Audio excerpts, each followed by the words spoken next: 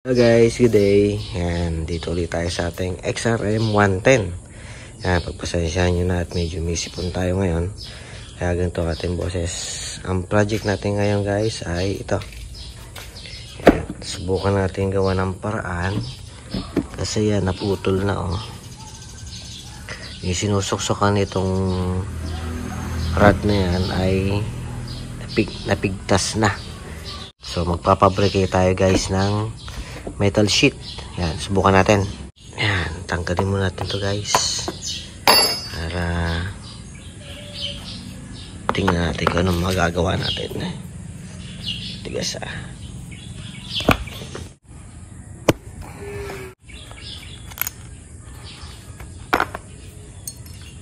Yan, nakakalawang na rin ah. So, ayusin natin.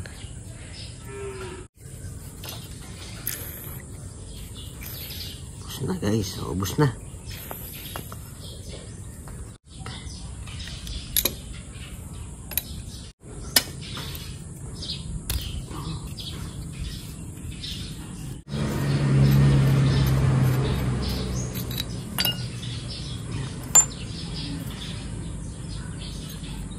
Ayan guys, nakakita ko ng plate.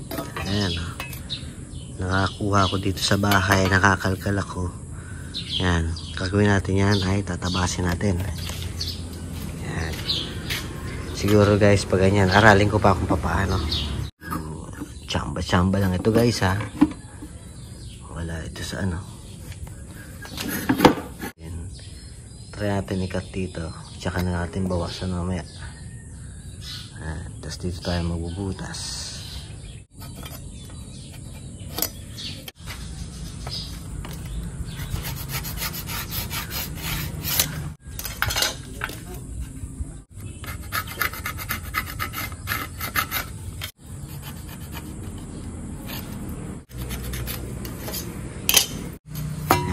Tabasin natin guys. Ito yung magiging tenga. Ayan. Tayo natin.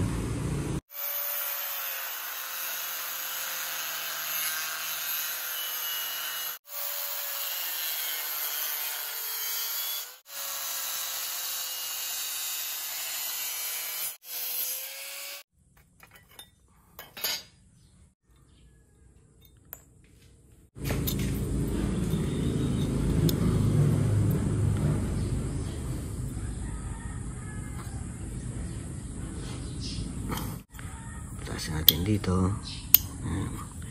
Tagos dyan.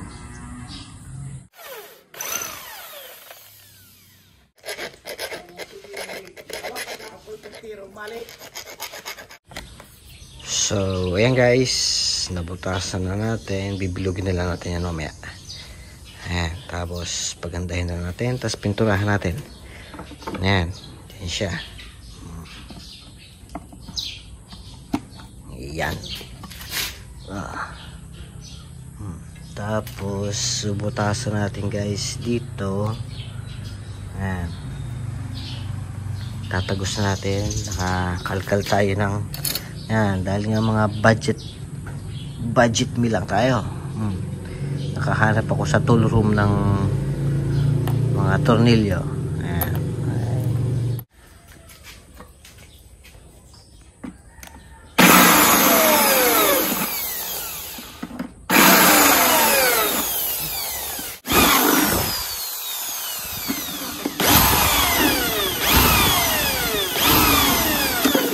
Ay, maghanap tayo ng tornilyo guys. Ang ganito.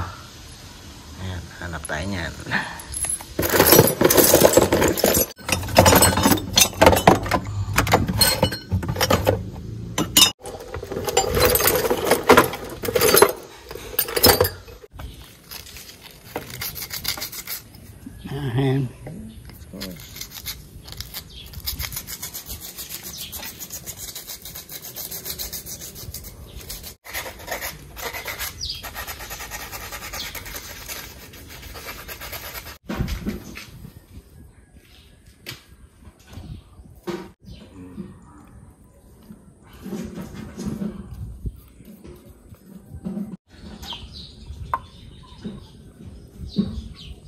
Guys,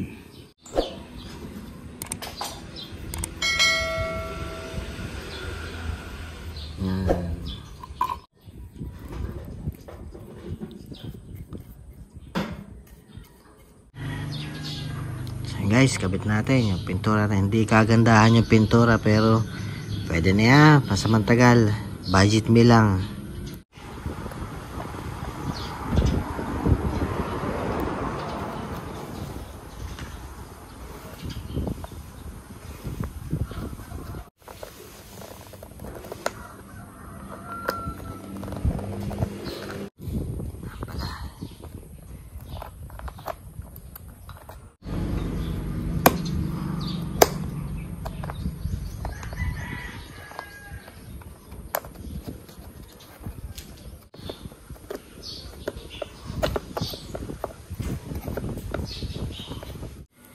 May dalawa tayong bolt, washer, lagyan natin ng mga washer, spacer ba guys, spacer.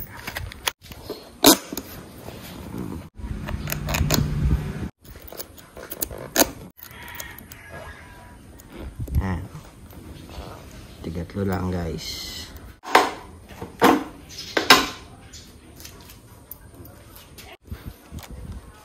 Ayan.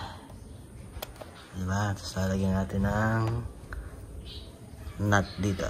Ano muna? Washer muna tapos nut.